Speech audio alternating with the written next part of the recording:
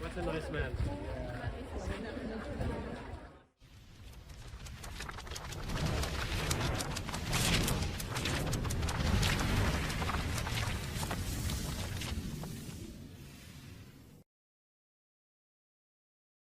Hello, I've got the most quiet area in my place, which is my beloved car. I'll take it. I'll take it, Peter. So first, let me just say thank you for coming on because that was really kind of you to follow through. I'm all good with that. It's nice to actually talk about things anyway, isn't it? Yeah, you know, and I have to say, my podcast is around like cinema and actors and directors.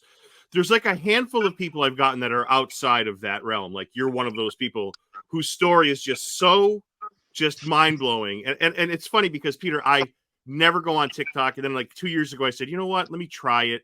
You know, because I can get some interviews out. I can do this. And the algorithm kept bringing me back to Peter Ellis, the Kingsguard. So, again, thank you for that. Where'd you grow up, Peter? And what was your family like? What was your upbringing like?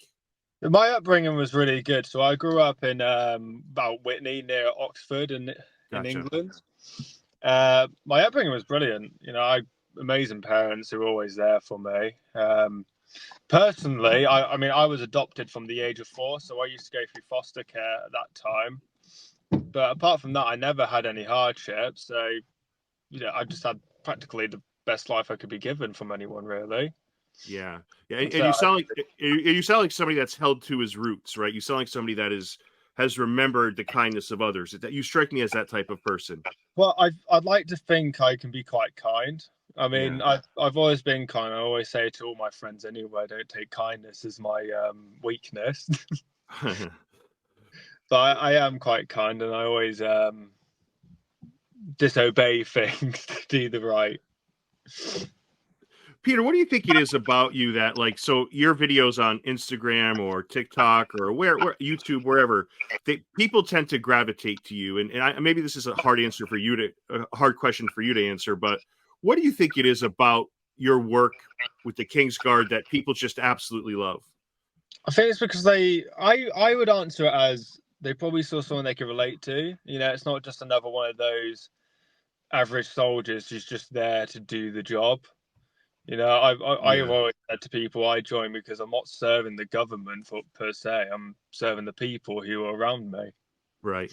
I drove myself to that, to the point where I would actively get in trouble with the chain of command because I'm doing things that I'm not meant to do, but I think it's right. Yeah, we're gonna touch on a few of those things that I think you might have gotten in trouble for. So let me ask you, explain the Kingsguard to me. Explain what that is. Being from the States, I have an idea of what it is. I've researched it, but it would be better to hear it from you. So, as one of the Kingsguard members, your regiment would be the Household Cavalry, and that gets split between 2 divisions. So you have the Household Cavalry Blues and Royals, and then you have the Household Cavalry Life Guards. And then there's loads of other foot guardsmen, but we're mainly focused on the 2 here. And I was a Blues and Royal. So I do my average basic training 12 to 13 weeks. And then after that, I get about a week or 2 off just to see family again, you know, congratulate me on passing out. Then you go into your phase 2 training, which is your proper combat side stuff. And then you do your phase 3, which is all the ceremonial duty training I did. Literally took nearly about half a year to complete all that training. Half a year just for the Kingsguard related things, right? It took me like a full year to complete all my military training. Wow. And what's the term that you enlist for? Like, what is the total term? So I enlist for 4 years. Every basic soldier enlist for 4 years at a time. Yeah, and you spent 4 years total in the military, or did you go longer than that? No, I spent 4 years. I did my service, and I felt like it was kind of, in my opinion, the army's not what it used to be, in my opinion. So I kind of just left at that point. Yeah, it was kind of you having enough of the, you've done your time, you've done your good, and Yeah, it's time. I mean, there was no point spending longer in a job I wasn't going to enjoy too much, especially with the people I was around. I wasn't getting along with them too well. Yeah, that makes a lot of sense. Have animals always been a part of your life growing up? Animals are a massive part of my life, and they will never change. I mean, from a young boy, I used to work with horses all the time, training them, teaching, riding, everything. I used to skip school days. I worked every day of my life. Rescue animals all the time. I mean, my family own a dog rescue charity. Wow. Did you grow up on massive part of my life, and now I teach children. Oh wait, hold on. So let me get this straight. So did you grow up on a farm? So I grew up in just a normal little village. Yeah. Okay, and now the kids part. Tell me about that. Did you? My family have always been big on. Yeah. So when I left the army, I was veering towards teaching because I've always liked instructing horse riding. So I ended up just looking for any local yard I could get a job at because I was going through a bit of a money problem. Right. And eventually I called up one yard called Whitney Pony Park. And they gave me the job straight away. Like, they saw my CV, they were like, "Yep, you're fit in." And now I'm training to be one of their instructors there. I teach autistic kids how to ride, other children, loads of people. Peter, I want to show you. I was going to save this for later in the interview. I want to show you a video that maybe people meeting you for the first time via this interview have not seen. It's about 25 seconds. If you don't mind me playing it, I'd like you to comment. Okay, I want to put this up here. Let's see here. Boom.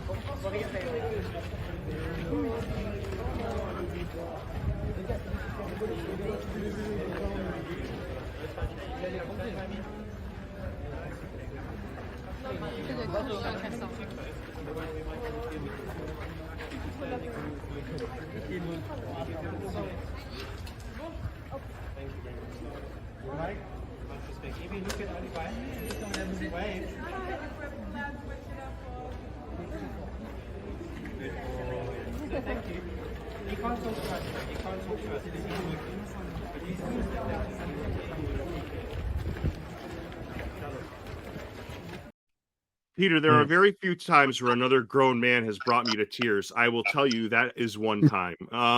Peter, I brought that up because if you talk about your working with kids and children, talk about that moment and why you think it touched so many people. Because even like in our country, we had political people talking about it. Ben Shapiro had it on his show. What a beautiful, beautiful moment, Peter. I'll let you describe whatever you want to say about that moment. I don't have a lot of words to say about it. I mean, at the end of the day, I felt like I was doing what my job is designed for, especially in a ceremonial role. It's not just about acting like this tough soldier who's quiet and trying to scare the public away from doing anything. You're there to help the people out. Yeah, and it was fun for me too to do it. A little bit of naughtiness. Granted, I mean, I got punished for it, and I loved it. I didn't care about the punishment because at the end of the day, seeing that little smile makes my day. Yeah, So you got punished for doing that? Oh, absolutely, yeah. Are you elaborate what happened to you, or was it just like a military type punishment? I got 4 hours extra work. Wow. And it's crazy because that video I took from the King's Guard YouTube the YouTube channel. So it's see, and that kid's never going to forget that moment, and everybody that watches it is never going to forget that moment. So maybe that's the 4 best hours of overtime anybody can. And you've got to remember that. I mean, from that happening, I got recommendations from generals from London district who run that place. I met the US ambassador of hostage negotiations. Wow. Yeah, he gave me a coin. That was really cool. That was really cool. I think that was the best moment of my life. I saw him. Yeah. the look on that kid's face, though, I'll never forget it. Like, he was like blown away. It was like he encountered a superstar. He couldn't believe it. Like, it's just the coolest. As a parent, it's just the coolest thing to see a kid that happy. You know? Yeah. Yeah. So have you ever met? You talked about some generals. Have you ever met members of the royal family? Yeah, I've met Princess Anne. Oh wow. Princess Anne came. Yeah, it was brilliant. Oh my goodness. I've seen a few royalty members. I generally can't remember who they are because they used to always come in the barracks all the time. Yeah, I've met a yeah. few celebrities within the regiment. Liam Neeson, he came down one day, kind of kidnapped him in there. Wow. I saw on your final day where you were gonna, I think it was your final day. You were gonna take the sign that was hanging out. It says don't. I wish you took that with you. That would have been a great little. Would have got a lot of trouble. Why you mentioned earlier? Why do the Kingsguard have to remain so rigid, so focused, so stern at times? Why is that, you think? That's tradition, isn't it? I mean, you look at London and you see who's protecting the king or queen or whoever's in power at the time. Yeah. You don't want to see average soldiers fooling about, talking, and it's meant to show the public that we've got a serious guard and we're here to do a serious job. And I know what I mean. I know I broke protocol, but I feel like there's times where it's okay to do that, and there's times it's not. Because I see a lot of videos of other guardsmen smiling, talking. I don't agree with those ones, but I would agree with doing an act of kindness instead. Talking is a Right. bit much, in my opinion, because you're a soldier too. Yeah. You're not an ordinary soldier. You're a guard. Yeah. Yeah. Do you think that the horses, they recognize when a child may have special needs? Do you think that the horses sense that? Oh, horses know everything about a person. They look at you Yeah. and they feel it. Yeah, yeah, yeah. I have to say the one thing that drives me nuts, and I kind of get some satisfaction from this, when you have these entitled people that they go over to the horses and grab the reins like it's their property. And Yeah, yeah. I love, Peter, when the King's Guards scream off the reins. Like, I'm not gonna lie to you, I love the kindness more than I love anything else. But there's some satisfaction when There's some somebody's good videos, yeah. yeah, there's some I've done smug my people fair that share. Peter, and I've seen those. There's like no self-awareness with, like, they're entitled to grab a horse whenever they want. Like, It's like there's robots around you. right. Like, it's Well, crazy. It's like, have you gone through a lot of those types of moments? And what are you thinking yeah. when people are grabbing the horses or like, treating you like they're like your property, like putting their arms It around? just irritates me because people just look at us like we're a tourist attraction when we're actually guarding the property. Yes, yes. I mean, I mean, I've always said I've always said to everyone I've served with, I like the Americans so much because they look at a soldier and they understand. yeah, You know, yeah. look at the people in your own country and they're like, I don't care. Like, Peter, if I was to go and grab somebody off the street and just grab their arm and put them in for a selfie, I would get arrested. Like, you can't just grab people. Never mind a member of the King's Guard, something very prestigious and Yeah. that's crazy. I think. Have you by any chance seen the one where the woman tries to hold my arm and I just shrug her off? Yes, like, and sometimes you step. Yes, I've seen that, and That's it's my like, favorite one because I looked at her so disgusted. and sometimes There's a really good video somewhere where I was I was really bored on guard and I started turning just like this really slowly to see if she would notice, yeah, but yeah, she never yeah. did. But that's the thing, and then they look at you, Peter, like you're the jerk because you don't want to be touched, you don't want to be manhandled. Like, that's, I don't know. Some people, I swear, their self awareness is terrible. It's horrible. That's what people are like, though. That's just day-to-day people in general. Yeah, yeah. You see That's something different and unique, you have to get a picture and you have to touch it. yeah. And there's some people that like when you guys send the vibes out like, hey, stop, like, don't do it, and they go back in again, and sometimes a third time, it's like, are you nuts? Like, what are you doing here? And you can tell that most of the people around are getting upset with those people. Yeah, I mean, we've had some proper weirdos around the horse guards. It's so strange. Like, There was this one girl one day who spent the entire day watching me on guard, but like peeking around the corner. Yeah. That was the weirdest one I ever had. And then I thought like there was something wrong with her. It really played on my mind. Yeah, yeah, yeah. And are those men that protect you guys? Are they part of the military too, or are they just like police? They're police officers. So because quite frequently within a few years, there's been a lot of knife crime rising. It's for our protection too. Yeah. I mean, one of the police officers got stabbed at one point. I knew him though; he was a really nice guy, but he was Yeah. like, he couldn't shoot the guy because his weapon jammed, so we tased him. Yeah, yeah, because those guys are really well equipped when it comes to having guns, right? They have the Yeah, machine guns, but and you'll find a lot of people do go there. They want to stop. yeah, that's unbelievable. That's They're unbelievable. really nice people, though. The officers are definitely the nicest people I've ever met. And to me, I never left. Peter, what are the big no-nos when it comes to Royal Guard? Like, is it just talking? Like, what is frowned upon by the upper echelon when they talk to you guys? What do they try to get through to you? Like, this is definitely whatever you do, don't do. Big no-nos, facial movements. You just got Yeah, to keep a straight, dead face. yeah. They hate it if you like smile. I mean, I can agree with that too.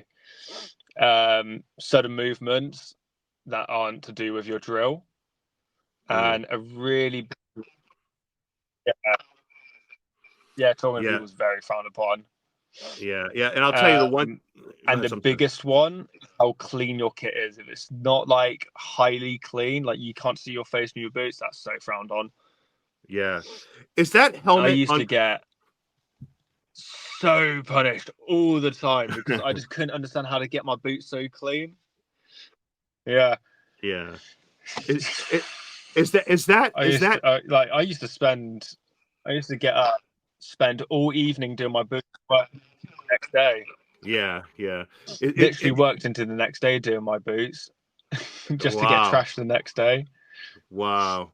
Is that helmet uncomfortable? It seems like it's very uncomfortable. Is it very uncomfortable? The helmet on your head is the worst pain I've ever felt in my life. That's 2 hours of it like sticking it in your head. It's like having your partner dig a thumb in the back of your skull. How long is a shift? 2 hours? Is a shift 2 hours? Yeah. So one of the clips that I like, the viral clips I love a lot, is when Olivia is trying to get you to talk. Does she do that to mess with you? Does she know you're not supposed to talk? Does she do it because she loves you? Like, I'm dying to know why she does that. Like, because it's clearly you love her very much. But like, I was just curious. Yeah. So I don't know. Does she do that to mess with you? Does she do it just because she adores you, or both? I don't know. She does it with a bit of playful fun. I mean, she does it because she wants to see me on guard. She loves me. And then a big part of it is she wants to mess with me. She makes it her goal to try and make me laugh on guard. Yeah. And there have been like parents that have come seeing their children there, and you could see some of the Kingsguard getting emotional, which is also one of the great clips that you could see, Yeah, it's great. I mean, I've never told my parents to come, and I'm never, because I've always gone by the rule of I'm working. I do not need to see you guys at work. and before you were talking about how, and this might have got lost because of the delay too, the helmet being so uncomfortable. I mean, and you talked about your shoes and stuff, but yeah, that seems very uncomfortable because it goes so low down to your nose. Yeah. So it used to rest right here. Yeah, yeah. And it was almost like if you have an angry partner constantly digging a thumb in the back of your head. Yeah. Yeah, that's the feeling I had for 2 hours. And you would work 2 hours on, and then it would be 2 hour shifts, and then on the horse is an hour shift, you said, correct? Yes, correct. Yeah. But that 2 hours, I have to believe, seems like a long time. It's a long time, and it gets to the point where you start figuring out how the bell works. So you'll notice when the bell rings, it goes every 15 minutes. Okay. And then you go, oh, 2 bells, it's past. I've only got this amount.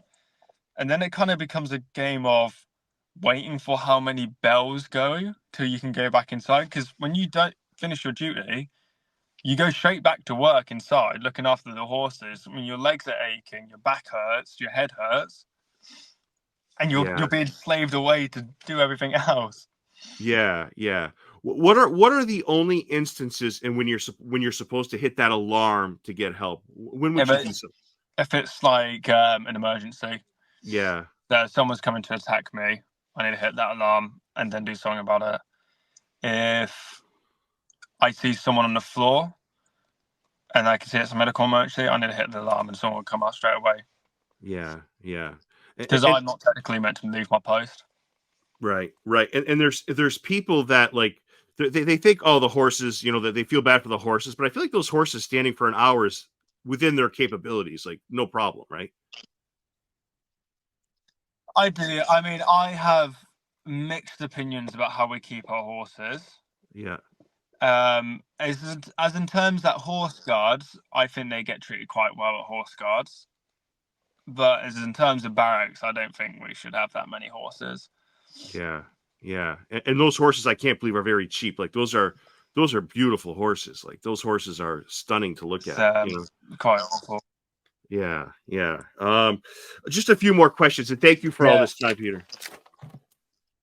So we've got Irish sports horses and thoroughbreds.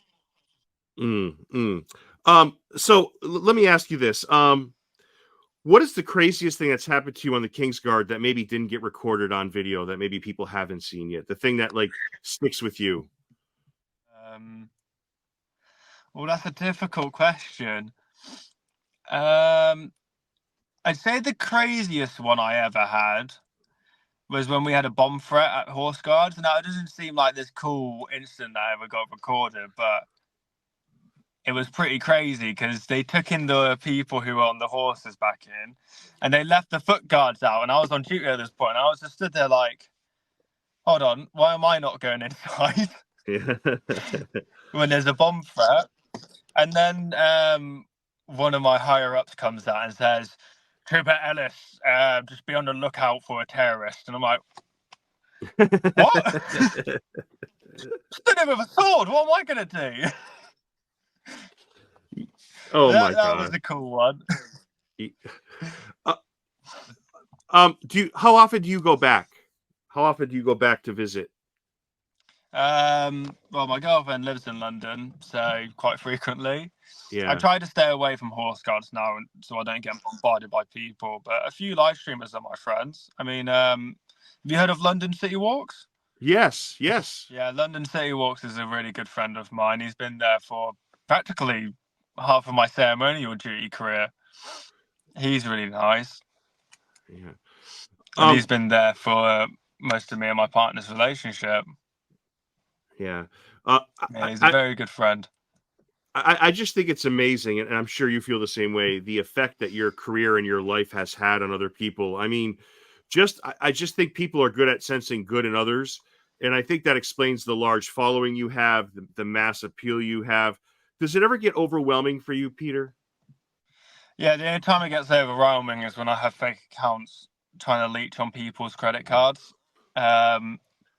Apart from that, not really. I mean, I do have a Patreon up, so my fans can connect to me better and I get some financial gain. And I really have been pushing to talk to them more. Like, I'm going to start orchestrating Zoom calls or private calls with them so they can talk to me and ask questions, whatever they want to ask. Yeah. So I really like to get to know the people who like me. So that's what I'm really trying to do at the moment. But fake accounts, I'd like the bane of my existence at the moment. And there's a lot of them, because when I went online to ask if anybody had any questions for Peter Ellis. They're like, "Are you sure you're talking to the right Peter Ellis? Are you talking to the one that I'm like, yeah, I'm 99% sure it's the guy." But yeah, there are a lot of fake accounts, Peter. Yeah, I mean, it's gone to the point where I've had to get myself verified on Instagram. People need to be aware I don't use Facebook, I don't use TikTok, I'm only on Instagram, and that's how it's going to stay. I only use YouTube for streaming if I do a live stream, and that's it. Yeah. Peter, what are your plans moving forward? Would you like to do? I know you're working with kids. What would you like to do moving forward? Anything outside of that? Like, what are your plans? What are your interests right now? How do you want the future to look, Peter? I've recently done a model shoot to get my portfolio done. So I'm looking to getting into modelling industry. I've just got to pay off my portfolio and all of that. By the end of this month, I think it'll be done. So hopefully I'll go into that. So mainly modelling and mainly riding instructing. I don't really have much plans. I've said to my partner though, if I make enough money from social media, I'll go and, I'll do part-time influencing and I'll be a bit more present. But at the amount I make from it now, it's not too financially gaining. And as much as I like engaging with my fans, I do have my own life I have to live. Yeah. So if there's a profit to gain from it, I will certainly do it more, because then it provides my family a bit more. Yeah. What about acting or movies or going into that line of work? Would you do that? I would happily do that, but I have no idea how to get into that. That's above my pay grade to get into that. Yeah. I still, Peter, thank you for all this time. I'm just so blown away by the effect you have on others, man. I just think, and that's why people get into movies and acting and do their thing. Like, you've affected millions. I mean, just your kindness and I love the way you approach kindness and the way you approach treating kids with respect. And I don't know, man, your story's a really beautiful story and you're a really kind soul. No, thank you. I think everyone needs to be a bit nicer in today's world.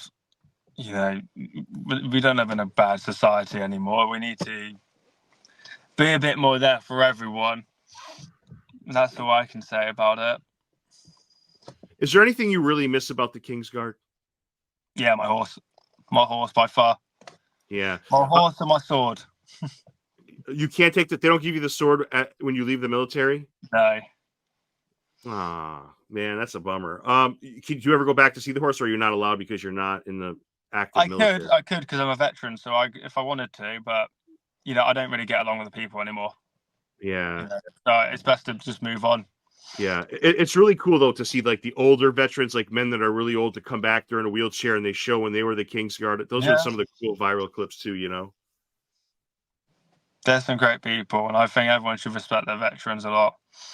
Yeah. I mean, leaving the army, I will say one thing: it's the hardest thing in the world because they don't give you any support whatsoever. I don't know what it's like in your country, but for us, it's like I couldn't even get a house. I've had to move back with my parents.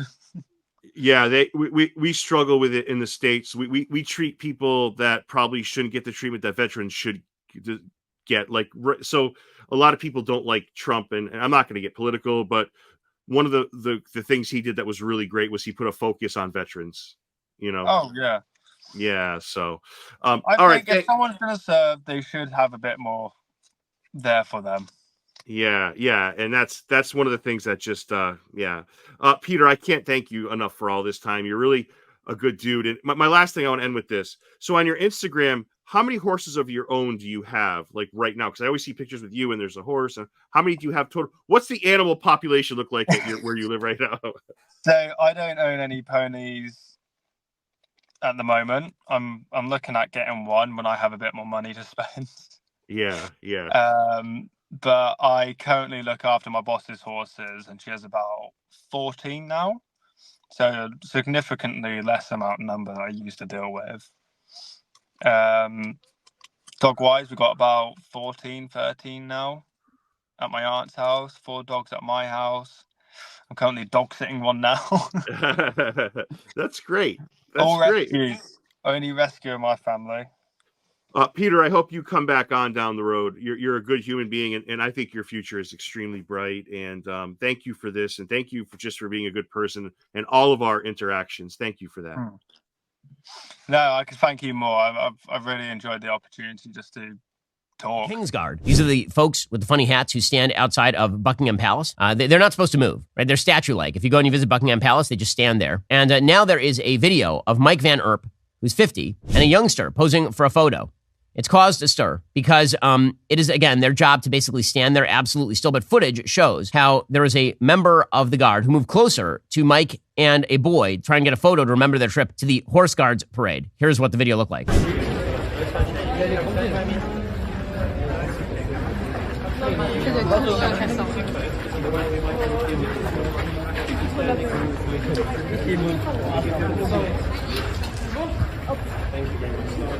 Mike?